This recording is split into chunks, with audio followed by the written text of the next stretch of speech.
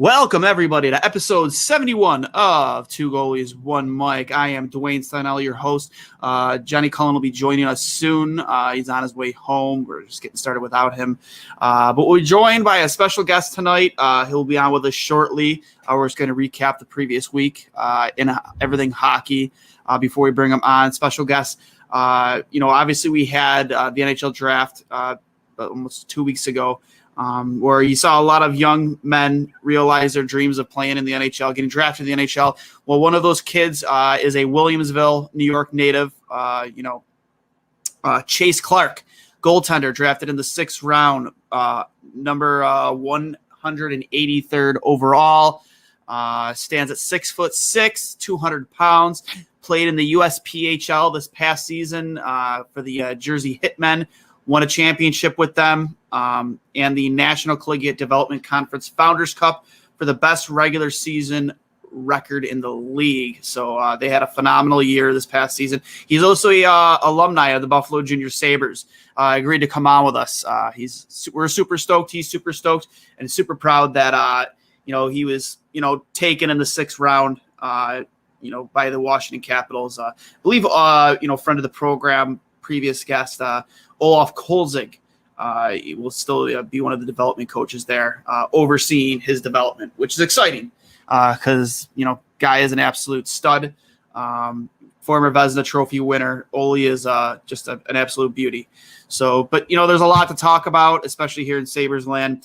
Obviously, I touched on it in the last episode of I'll Hang Up and Listen. We had, the statement from Jack Eichel's agents, and then the interview done with Chad Prusmack, I think his name was, done on 31 Thoughts with Elliot Freeman and Jeff Merrick, where, it just all really seemed orchestrated, to be honest, something that was pre-planned by maybe Eichel's agents to have this interview done with the neurosurgeon out of Colorado that Jack went and saw for a second opinion, who suggests the disc replacement procedure instead of the disc fusion, which is what the Sabres want to have done. And, they really did change my mind. Not that my mind needed to be changed. I'd always wanted Jack to, get the procedure done, even though I saw why the Sabres were hesitant and, in letting him get that done. It's a procedure that's never been performed on an NHL player before. But after listening to the interview, I say, just let him get the disc replacement. It's got a very high success rate, 4.8%.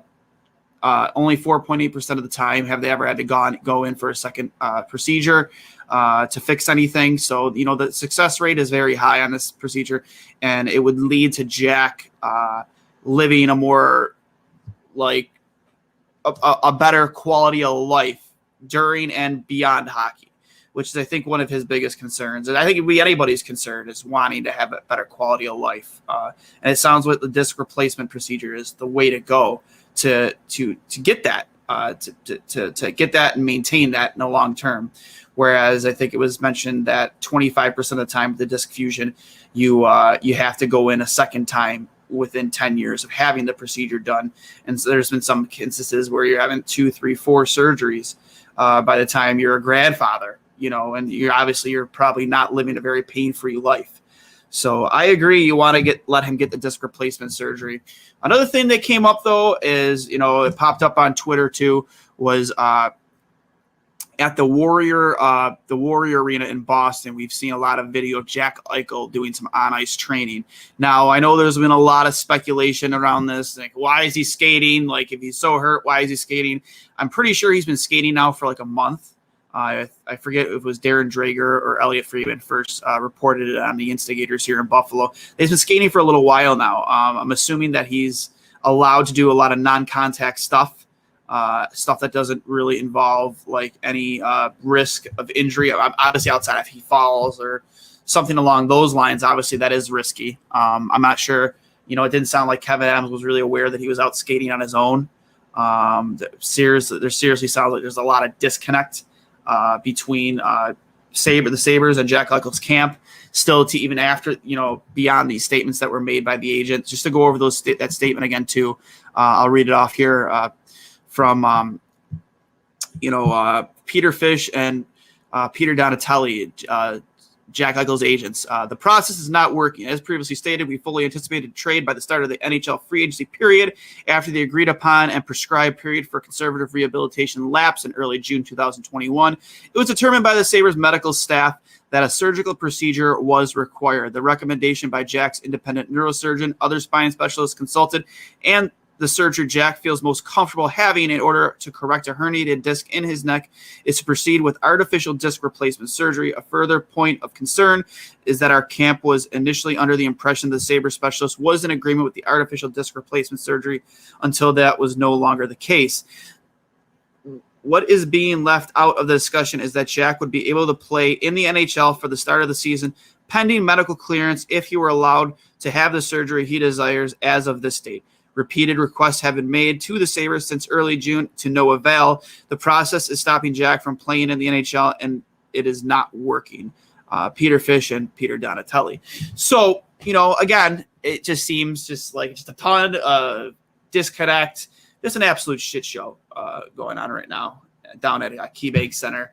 And it just keeps pointing in the direction of Jack Eichel no longer being a Buffalo Sabre in the near future, whenever that is. Personally, I think it's the Sabres' best interest to let him get the surgery. And if you do indeed intend on trading him, let him start the season in Buffalo. I know people think it'll be a distraction, but if you want to maximize your return, I think you just need to show the league that he's healthy and performing at a high level. I think that's the best way to get a return, but that is just my opinion. I am no professional. I am not an agent. I am not a general manager. That's just me giving my just unbiased opinion. Another thing, too, is obviously we all know the Evander Kane situation in San Jose, which is getting very, very ugly. A few days ago, Evander Kane's future soon-to-be ex-wife, who seems very frustrated in either the divorce proceedings or, obviously it seems like his house is being foreclosed on or taken by the bank. She's pregnant. They already have a child, and she's accusing him of essentially being a really bad father. Can't afford to put diapers on his kids, not making time, to even FaceTime his daughter. Just a very, very, very sticky situation going on, down up in San Jose with Evander Kane. And, he came out with a statement, actually just to read the statement, allegations made by the wife. Here, this looks to be an email from Evander Kane to, I'm assuming, his wife. Or future ex-wife. Good morning. As we have discussed recently, I will be coming to see Kensington on August 8th and 9th as agreed.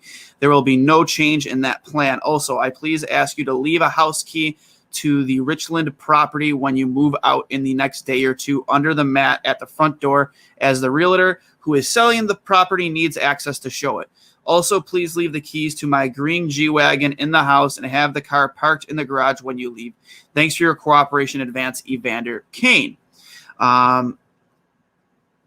She posted this picture, said, this is when the addiction is more important than anyone and everything. My heart goes out to anyone who has to deal with loved ones addicted to anything in any form, who put that before their own family. Please, everyone, keep praying for us, because this guy is going to make my life hell so he can party, be around hundreds of people, then want to come around me and our daughter and expose us to COVID or anything else he has. I wouldn't wish this pain on any of this on anyone.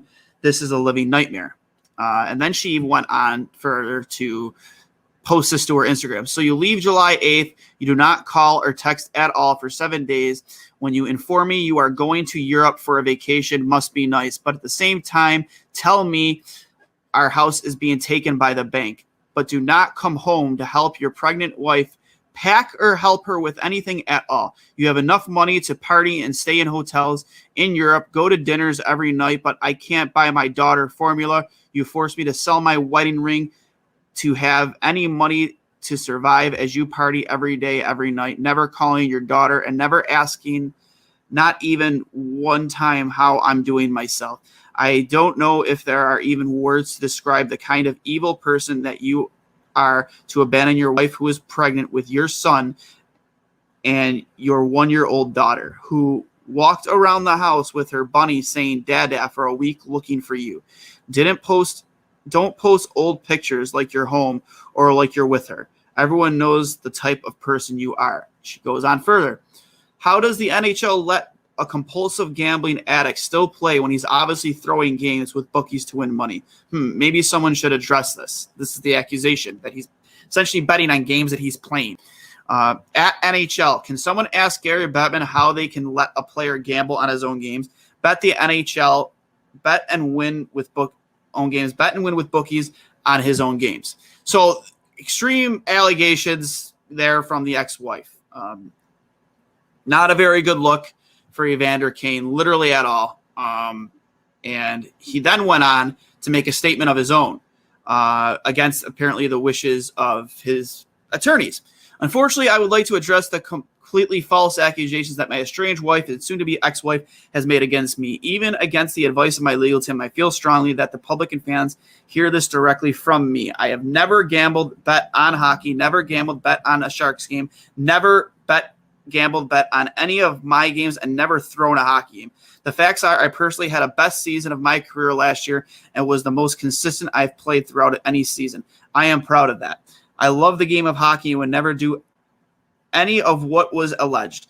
I look forward to cooperating fully with the league's investigation, having my name cleared, and looking forward to this upcoming season. It's funny how the league is willing to launch a full investigation into this, but you have witnesses and so much evidence against Bradley Aldrich and the sexual assault cover-up against the Blackhawks players and the Chicago Blackhawks, accusations made against Bradley Aldrich, where he went on after he left the organization, after he was accused by players and staff of sexually assaulting Blackhawks players. And that was swept under a rug. And then he goes on to his next job and sexually assaults a 17-year-old player for a high school team he coached. But apparently there isn't enough evidence to investigate all that, even though there's witnesses willing to come forward. It was considered an open secret. I don't even want to get too deep into that because that's a rabbit hole I don't want to go down.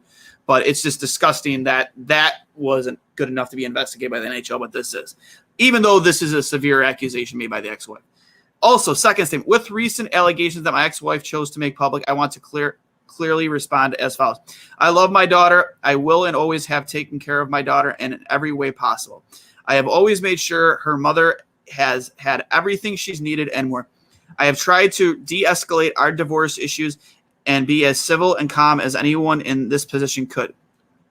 I've tried to set up a FaceTime calls and visits with her. I have had some FaceTime calls, but not every day as I would like to because of being restricted by her mom. She has refused to see. She has refused me to see her and unfortunately tried to use my daughter as leverage. I will continue, as always, to take care of my family. That goes without question. I would encourage people to realize that someone who goes to this length to try and jeopardize someone's career with lies and is mentally unwell. That's a bold statement to make, calling your wife mentally unwell who's pregnant with your second born. That's something you just don't do. That's a bad look. I hope this is the last time I will publicly be addressing any further misrepresentations of me as a father. And then he posts, and there's pictures on his Twitter of him with his daughter, yada, yada, yada. We already know, listen, us here in Buffalo, we already know the type of person, Evander Kane is. He's not that great of a dude. Very, very, very shady. So this is really with no surprise. He's not a great dude. This is not his first rodeo with being a bad dude. So it's going to be interesting to see where this goes because I know that if these allegations are determined to be true, that the Sharks are able, Sharks are able to terminate his contract. So with that being said, it's just it's a real sticky situation. Me personally, if I'm Kevin Adams and I'm looking to unload Jack Eichel, if it does get to a point where they do terminate his contract, I would be calling San Jose because they have, obviously Eklund, a guy that Buffalo was very interested in trading into back into the first round to acquire. They have a lot of assets there in San Jose. We can get deep into that later, but Eklund being one, I'd assume first round draft picks would be involved. A team that that is struggling to be successful in San Jose. There's a lot to be desired out of that organization. So that's what I would be doing if I was Kevin Adams. I'd be really paying close attention to this Evander Kane situation to see if it is determined that he was betting on his own games, assuming they would immediately terminate his contract. His career in the NHL will be done, probably head over to Russia, but that frees up a lot of cap space and a lot of flexibility for San Jose to make a move like a Jack Eichel trade. So we'll see. And we're joined here by Washington Capitals goaltending prospect, played last season with the Jersey Hitmen, won a championship with them. And I believe it's the, as I'm reading here, National Collegiate Development Conference Founders Cup for best regular season record in the league, joined by Chase Clark. Buddy, how the hell are you doing? How are you feeling?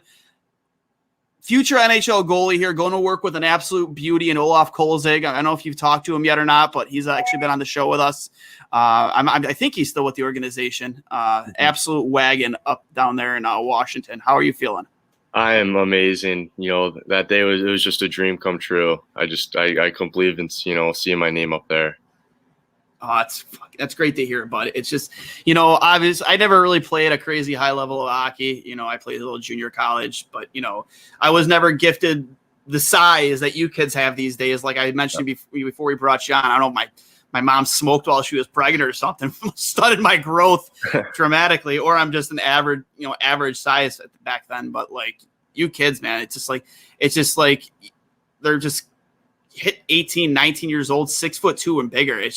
It's wild to see how much the game has changed. Because I felt like I was the average size of a goaltender back when I played. Cully too, 5'10".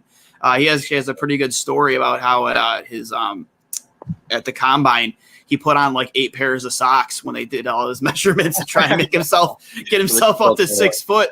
Try to get himself up to 6 foot, and then they told him that he had to do his measurements without his shoes on or on. So he has to go to the bathroom to take off 8 pairs of socks. It's funny. It's a funny story, but I get it, man. You gotta try and give yourself any advantage you can. But I'll tell that story now so he doesn't tell it later because he loves to talk about himself. Yeah. I'll get my shots in now when he's not on the air. But so obviously, like I said, how did you receive the news? Like, who called you? Who did you speak to? Mm-hmm. So just kind of throughout the season, I was getting attention, and then when I went up to Tri-City, that's when I really started getting a lot of attention there. And then started getting Zoom calls and calls right after the season, and, just getting attention more and more towards the draft. And then kind of talked to my advisory. I kind of knew it. Obviously I'm not going first round. I kind of knew that I had a chance, but I didn't know this was going to happen. So I actually went on like a, hour and a half bike ride in the morning just to kind of get my mind off of it. I didn't want to keep on seeing my name not there and just, kind of waste of time just sitting around. So, I had to go do something. I came back and like 20 minutes, went upstairs, took a shower, came back, sat on the couch for about 10 minutes. And I saw my name up there and I just couldn't believe it. That's amazing, man. So did anybody from the organization call you immediately? Was it did you have to wait a little bit? Like who was it that reached out to you? Yeah, first it was the scout that I talked to the most, AJ, and then Ross called me. The goalie, both of the goalie coaches texted me, and Brooks Orpitz called me. A lot of guys call me too. Brooks, he's a local guy too, isn't he? Yeah, that's awesome. That's awesome. Now is Ole still with the organization? As of last year, he was. I think so. Yeah. Yeah, he was a development coach or a goalie coach. I know he did a lot. I think he's a part owner of. When you said Tri-City, I'd have to look into that, but I think he's like a part owner of one of those junior hockey organizations. He's best friends with Byron Dafoe, former Boston and LA Kings goaltender Byron Dafoe. We actually had them both on. Funny story. They actually they were best men at each other's weddings, and they got into a fight in a game in the NHL. Fought each other. Yeah, it's funny stuff. That's hockey. Yeah, man. Ole is an absolute beaut. He, his story is pretty cool. He's one of the very first really big goaltenders. They called him Godzilla. He had Godzilla painted on his mask. He stole the Vezina from Dominik Hasek one year. Yeah, I wouldn't say he stole it. He deserved it, but former Vezina goaltender. There's actually a really dope hockey card of him out there when he was sitting on the bench and somebody gave him a hot dog and they wrote Olaf and mustard and they took a picture of it and they gave him a hockey card. He's like, if I would have known that this was gonna be on a hockey card, I would never agree to take this picture. Good dude. He's real good dude. So you'll learn a lot from him if he is still with the organization. I reached out to him. It's tough to get a hold of him, but I reached out to him and let him know you're having you on. Hopefully he gets back to me at some point, but I'm sure he's stoked to have you too. So, again, there's one thing you can't teach, man. It's size, and you have it. 202 pounds is from what I read last. 202 pounds, 6'6". So, what's what was obviously your last season with the Jersey Hitmen? You posted a 1.92 goals against in 22 games, 935 save percentage. Absolutely unreal numbers, man. So what was the transition from when you played with the Junior Sabres? Obviously, I mentioned leading into this before we brought you on, you're a Buffalo Junior Sabres alumni. What was the transition like? Obviously, going from the OJ into Jersey with is it the USPHL, correct? Yes. Yes. Then, what was that transition like? Transition. So I actually started off with the Omaha Lancers in the beginning of the year. Okay. I made the team from their main camp, and about 2 weeks in, I got a concussion, and then they sent me home, and I spent about 2-3 weeks at home, and I got a call from Toby Harris, and I got to thank him for giving me the opportunity. But yeah, it was definitely, I could definitely tell things were a little bit faster, plays, a little bit more open, definitely say a little bit more offensive. But yeah, it was definitely a jump, I would definitely say. Well, I mean, you handled it pretty well. Like I said, your numbers, improved dramatically from playing with the Junior Sabres and the OJ to, when you went over into Jersey. What was, again, what was the experience like? Just obviously playing there. What was the toughest thing? Obviously, outside of maybe the speed or just the higher offensive skill level. Like, what was the hardest thing for you to adjust to? For me, it was I've always been on the worst teams. I don't know who told my dad heard that Ryan Miller was always on the bottom team, worst team. So I was always on one of the bottom teams growing up. And I played actually a year in Lockport Regals, and that was an experience. Junior B getting 50, 60 shots a game. My most shots I ever had was 87. You gotta love it though, dude, don't you? You know what I mean? Like, especially if I'm the type of guy. If I know we're gonna get pumped, yeah, dude, put 100 shots on me, like whatever. It's like a skate and shoot at that point. Yeah, no, it's the opportunity to make those big saves because you're gonna get them, and to win that you got to be staying on your head. But no, going into Jersey, I really learned how to win. That's one of the biggest things I really learned there was learn how to really win and be consistent. It's, the mental side of the game, staying in the game. Yeah, there's gonna be times. There's always a couple games where you're only gonna get around 20 shots, but those 20 shots you got to be on point. Yeah, and like I said, it's not like you had a bad record with the Junior Sabres. You were 12-8-1. Like you said, though, you were getting pumped. You were getting pumped, nightly. In 24 games, you had a 900 save percentage, but your goals against dramatically took a big dip going from with the Junior Sabres with the Hitmen, and then you played 3 games with the Tri-City Storm. Obviously, numbers dipped a little bit, but that's probably expected. Another big jump for you. From the USPHL to the USHL, which, not even arguably the best junior hockey league in the country. So, you come in, you're having a phenomenal season. What was that experience like playing with Tri-City in the USHL? It was amazing. I'm still thankful for the opportunity, and I'm going to be heading back there, this season. But yeah, the three games I got, we were resting a lot of our top players because we were already the first seed. So we were really, resting our top players. And then, I was going against the other teams who were fighting for the playoff spot, fighting to make the playoffs, because every at that point, every point mattered. So, no, it was amazing, going against NHL, draft picks, like, hearing these guys, their names, being thrown around the locker room and stuff, saying you see what he did and stuff like that. So it was an incredible experience. That's awesome. So, like, what was the how long? Now, obviously, it was 2 years ago you were with the Junior Sabres. What was it like that first year away from home? So I actually lived out. So I'm from Buffalo. So yeah, I lived. Actually, my first year moving away was when I went up to the GTHL and played for the Toronto Nationals. Oh, okay. Yeah. So I moved up there. My minor midget year, had a really good year. Actually got the top prospect game. That yeah, a lot of big names were. The first overall draft pick was in that name or game. He was actually on my team, but yeah, I got the MVP of that game, and I got drafted by Flint that year, so it was a really good year. But no, I love getting away from home. It's just all I do is just focus on hockey. There's really nothing else to do, so I love it. That's awesome. And finally, Johnny Cullen joins us. Got over there to Leisure Rinks, coaching the next goaltenders of America. Johnny, how the hell are you? I can't talk because I've coached 24 hours the past 3 days, but that's probably a good thing, right? So, thanks for having me. Sorry to make you guys late. That's all right. Chase, big congrats to you, man. You earned this. Like we were just talking about it off camera. I got the chance to meet Chase last summer in Erie when COVID was going on. He couldn't skate here. And just to see his dedication and his commitment level, and you always have to have that physical ability, but a lot of guys do. And so proud of you getting drafted. Excited to see what's next. Thank you. Yep. Yeah, but as you were mentioning earlier, before we brought you on, you did a pretty cool piece with the Buffalo News with Lance Lyasowski. Was that who was that interview? Yep.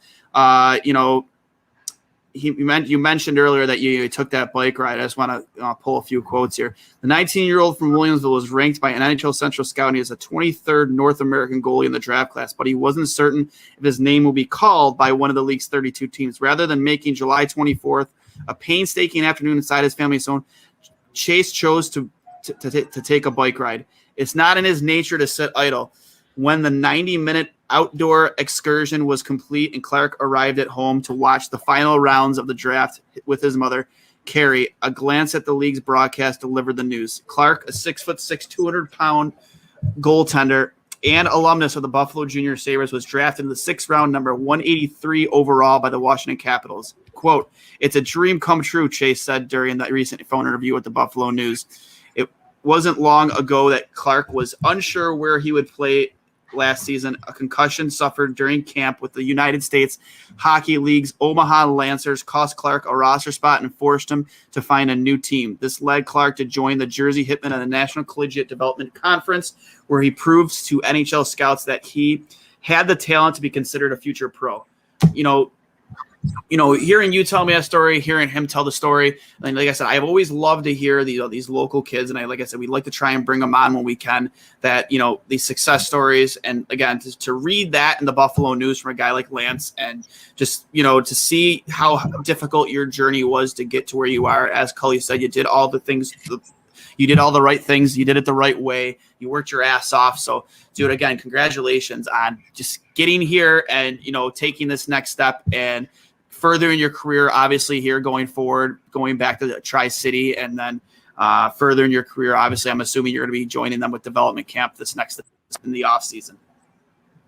Yeah, so I got a report to camp, I think the 29th for Tri-City, and Washington didn't have their development camp just because of COVID. I actually believe the only two teams that had it were the Maple Leafs and the Bruins. Okay. Interesting, how COVID has changed everything. No doubt, though, that you'll attend this coming off season. And, it could be a blessing in disguise, right? Get a year in the U show under your belt, get in there and turn some heads. So excited to get down to Tri-City, though. Yeah, very excited. It's, I've been putting a lot of work in this off season. I've really started just focus on working on at Strive Sports Performance on clearance, just working with Will. They're just really working on the hips, the groins, legs, core. That's all we've been really working on. Working on the hand-eye stuff, making me a better athlete. like, I've been putting in the work this offseason. I can't wait to get the season started. It shows. I've seen it firsthand. Duane Clarkie's came out to a couple of our 5-on-5 pro skates and is just dynamite. He's able to use that 6 foot. What are you, 6'6"? Yep, 6'6", yeah. But he plays like a little goalie in the way that he moves. I heard he stole a couple points from you in the FHL the other night, huh? I'm still sour about that. Your team was stacked. You had AHL guys. You got Quinn Musty, first overall, OHL draft pick, and I got. No, it's just a perfect example of what I was trying to say. His ability to get cross crease, tracking pucks, and just being that X factor, which is obviously allowed open Washington's eyes. But congrats again. Just what are you looking for most? Look forward to most about Tri-City? I just getting out there and playing. Just kind of being with everybody. Like when I was there for at the end of the season, the last couple months, really everybody welcomed me like family. They really have that family culture, and the head coach Anthony Noreen, gotta give him hats off to that. Like he really knows how to create that atmosphere, and it's amazing. It's huge. Yeah. And you feel it day one. Yep. You either have it or you don't. A lot of teams try to and fake it, but really excited for you to get down there. Yep, me too. Duane, I know this is hilarious for you. He sounds like a 90-year-old guy. You sound like a 90-year-old smoker trying. You just got done ripping 6 darts before you came into the rink. I can't even say it. Lay off the darts, Cully. Jesus. Nah, so Chase, going through COVID, obviously, in Jersey, what was that experience like? Obviously, what were the protocols in place? How did they keep you guys safe and just healthy throughout the year? And then obviously, like we said before, there was a big jump, in your, statistically what you did from the OJ to what you did in the USPHL, with the Jersey Hitmen. Like what was done? Was it better for your game to at least stay focused and concentrate, maybe focus on things instead of having those distractions of the outside world going out, being an 18-year-old kid, was it easier to focus on your game? I mean, yeah, definitely. So the league actually really did a really good job. Like, they really want to make sure that we were playing games. There's one point where, all the states, got back down to lockdowns, they were shutting down the rinks, and we were actually we played like 6 games outside, regular season games outside. It was an experience. So it was honestly another dream come true. You're playing outside, you get the snow coming down, like, the classics. It was amazing. But yeah, after that was towards the end of Christmas, and then our league actually moved down in a bubble in Florida, which I couldn't believe. Staying at the Saddlebrook Resort, it was so much fun. I heard that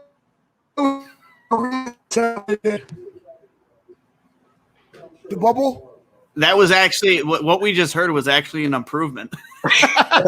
You sounded like a cyborg, Cully. And now he's frozen. No, but I heard that bubble, the NCDC was a really well put on event. A lot of leagues tried and failed.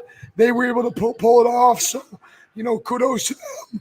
And you were able to obviously get some games in. Yeah, it was really amazing. I gotta give credits to Jim Hunt, who has a lot to do with the league, and Bob Turrell, the commissioner of the league, really hosting that event. We played, I think it was 22 regular season games, and we were practicing almost every single day when we didn't have games. But yeah, they did a really good job with that. One thing I wanted to note, and for all the young listeners, there's no one right path to get to the NHL or to get to college hockey, and I think Chase is a great example of that. There's been some ups, there's been some downs. But at the end of the day, you hear your name called by the commissioner, and it's a great example to all the young kids out there.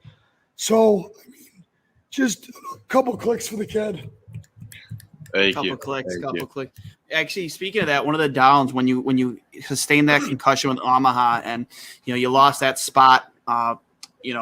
As you mentioned, what was that like? How were you able to kind of like refocus and get right back on track? Because obviously that's a big letdown.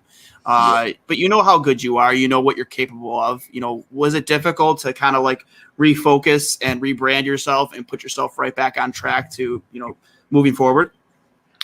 Yeah, definitely. Once the concussion kind of you take it day by day, but once I kind of knew that all the symptoms were over, it was just right back to work. Just I kind of knew, I might maybe not be in the U.S. It was probably the best thing for me because if I would have made Omaha, I would have been battling for that number one spot against Dobis, who was one of the I think he was the stud. Yeah, he's a stud. Yeah, he was drafted the year before by the Canadians, and he was definitely their guy. But it was probably the best thing to happen. Just going to it's just how you deal with adversity, and just I don't know. You just gotta look at a positive side of it, and just take the good with the bad, and just keep your head down, just keep on working. I kind of knew at the end of the day, if you just put in the work, that things will happen, and yep. You have that mindset, good things will happen. Yeah, Toby Harris still around? Yeah. Toby recruited me back in the day. Great guy. I love to hear that he's still with the Hitmen. Speaking of adversity, you played for the Regals and the GOJ, the only American team notorious for getting outshot 50-10. Talk a little bit about how that going from there to the Junior Sabres, then on to the Hitmen, how that prepared you now for where you're at in the success you're having. Yeah, no. So definitely going from, I was, 15, 16 playing against, 19, 20-year-old guys. It was definitely great. OHLers. Yeah. A lot of, ex-OHL guys. They have a lot of farm teams there in the Goj too. But yeah, just seeing those shots, seeing the faster speed, it was definitely, I definitely feel like for me, it was definitely the right decision instead of going, play another, AAA again. But, going from there, it was, getting used to the speed and stuff. I was still, I was only like 6'2", 6'3" at the time. I was only a thrower as well. No, fuck off. Only. I was only 6'3". Oh yeah, that was kind of short. Yeah. No, I wanted to bring up something because Duane chirped me last show about the GTHL, just how good of a league it is. How'd that ended up coming about? How'd you get in with the Nats? So yeah, there was just a guy who I did a tournament out in Vegas called the Desert Cup, who saw me out there. Then I've always played in Canadian League, playing for the Buffalo Regals in the SCTA. And spring hockey, it was the spring hockey. I've always go up there for spring hockey, and playing against the best kids. And I've always had that ability. Like I love those big games, those big moments, and I kind of thrive from that feeling. And so those playing those big games and kind of stealing those games kind of helped me make a spot for me with the Nats. And once I get up there, again just focusing on hockey all the time. There he is. He froze again. It's a great answer because Duane chirped me for bringing up the GTHL as being the mini OHL. So I'm very happy to hear you. I don't think I chirped you for that. I don't think I chirped you. I agree with that. Go back to the tape. You chirped. Go back to I'll go back to the tape. Sure. I chirp you for not putting the yearbook away. I don't know if I talked about the G though. We gotta wrap things up here, Chase. But one of the things I definitely wanted to ask you is like when you're not on the rink, when you're away from the ice, how do you keep busy, bud? Like you're still a kid. You're 19 years old. You know what I mean? Like I wouldn't give to be 19 again. What I would change about my life. But what's Chase, the 19-year-old kid, do away from the rinks? Play more hockey. I mean, I've always played hockey. So growing up, I've always played goalie and. Whenever I was bored when I was younger, just go on the driveway. I would just stick handle pucks, shoot pucks, and I actually played high school hockey as a defenseman. I still, that's all I do still. It's just goalie and player. I got a roller game. Buddy came out to our 5-on-5 college game as a player. and Cully got a little upset because I didn't get any heads up, but he's not bad. He moves pretty well. Yeah, I have a roller hockey game here at 9, and I haven't played goalie and roller like I used to all the time, man. It's different for your hips, man. You know what I mean? Yeah. Like you don't have that ability to slide or transit. Just the movements are so much different. It's a lot of stress on your hips, especially at my age. So it's like I'm 33, but it's just I just prefer to. So I just play D. I'm a lockdown. I eat a lot of pucks. I play some defense. Exactly right. I know how to play the angles, right? Keep everything outside. Keep that far side shot out of the question. Take that away. Let you have the shot from the outside. Golden. Yeah. For me, I use playing out, just kind of seeing, watching how I'm scoring goalies. Like right now, just even with working with Bob Janos, helping a goalie coach with his camp, just kind of seeing, just how goalies are getting scored, the angles and stuff like that. Just the little things, at the end of the day. Excuse me, the only goalie school we talk about here is big game goaltending.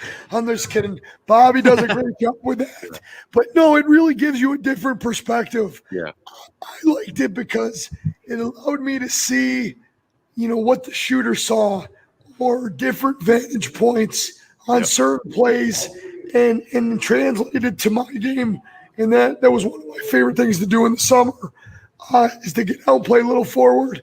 And it truly did help my game. So happy to see you do that. Yeah. Yeah. Just another thing that really, I kind of added to my, the mental side of the game, going to the him and learn how to win, really, really bring that competitiveness out on me. Just that mindset. I'm going to do anything it takes to win. Nothing else matters during the next 60 minutes. Just being completely living in the moment during that time, focusing on the game, and that's it, just nothing else. Yeah. And one of the things too, that when I asked you about what you're doing away from the rink, you went straight to trying to play as much hockey as again. That's like a phenomenal answer, because we had Owen Power on 2 weeks ago now. Obviously he was taken first overall by Buffalo, and when I asked him kind of like that question, Cully asked him like, what would Owen Power be doing if he wasn't playing hockey? And he said, I'd just be playing another sport. The kid's just dedicated to his craft, and I love hearing that type of answer from you. But you always got to remember, buddy, you still got to be a kid at some point. Putting down the stick is, as bad as it sounds, isn't always a bad idea, and just kind of decompressing. Just got to remember, don't always take life too seriously. But I love hearing that answer, man. Just, you love to have fun, because that's how my love for the game started, bud, is in my driveway with my brother and my cousins. It's just like it's fun. Strap it on. Dude, you have no idea what our equipment was when me and Cully played. The old Milac plastic pads. Yeah. They were like, foam in the middle. There was, if you went down into your, you went down in your butterfly, your knees were scraping, buddy. Scraping. Using a starter jacket for a chest protector, Franklin goalie helmets. Yeah. Whatever you had, whatever you had. Baseball mitt for a glove, man. Those were the days. I miss those days. I truly do. Well, I don't have my voice anymore. Well, we'll wrap this up. Chase, congrats. It's been an honor to work with you. Thank you. I know I've just been a small piece of a big goalie coach puzzle that has helped you along the way. And to see you help the younger kids has been really special to watch. At the Tuesday skates, Duane, Clarkie's the first one to go up to the younger kids and give them tips. So a couple of clicks. That's awesome. That's awesome. Something you never see. You don't always see. So great kid, awesome goalie, bright future. Can't wait to see what's next. Go kill it in Tri-City. I got to hop out on the ice. Take care, boys. How are you going to coach? Like, how is that going to happen? We'll figure it out. But you'll figure it out. Are you just going to find a way? Are you just going to rip the whistle the whole time? Find a way, baby. Find a way. Are you going to Herb Brooks some? Just again. That's all you can do. Get the bag skate him. Just bag skate him. Clarkie, seriously, congrats again. And Thank the you. work is just beginning.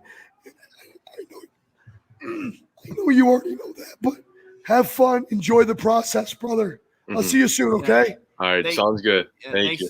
Thanks for hopping on with us, bud. I know Cully is going to cut out here now, but really appreciate it. Hope we can have you on again. Hope you had a good time with us. Yeah, we definitely did. Thank you for having me. I appreciate your time. No problem. Not a problem, bud. What I do want, one favor I do want to ask, because obviously I have a collection of memorabilia up there. What I don't have is anything with Chase Clark on it. So we're gonna have to get something up on that wall, dude. Because once I get that studio rolling soon, an actual studio, I want something up there. Chase Clark autograph. Yeah, I got you with I got old Wheatfield Blade jerseys, Buffalo Eagles jerseys. Yeah, give me something. Give me something to put up on that wall. Anything but a Jonathan Cullen jersey. Yeah. Just kidding. I had to get one more in. But thanks for joining us, bud. I hope we can have you on again sometime. And go Caps, right? Yeah. Or, go Hitmen. Actually, you know what I want you to do? I want you to let me know your next FHL game. I'm coming to watch. Cutters, I'm coming to watch. Tomorrow night? 8 o'clock. Yeah, it's going to be a busy day tomorrow. I got a 7:30 lesson, then I'm on the ice again with pro ski with Nick Tuzolino, I think at 11, and then I'm back at Janos's camp, and then until 4 o'clock, and then after that, the 8 o'clock game. All right, yeah, if I can make it, buddy, I will for sure. Yeah. I might bring somebody with me, but I definitely want to come watch you play. That sounds great. Appreciate All right, it. bud. Yeah. All right, this has been episode 71 of Two Goalies, One Mike signing off. We will be back with you next week.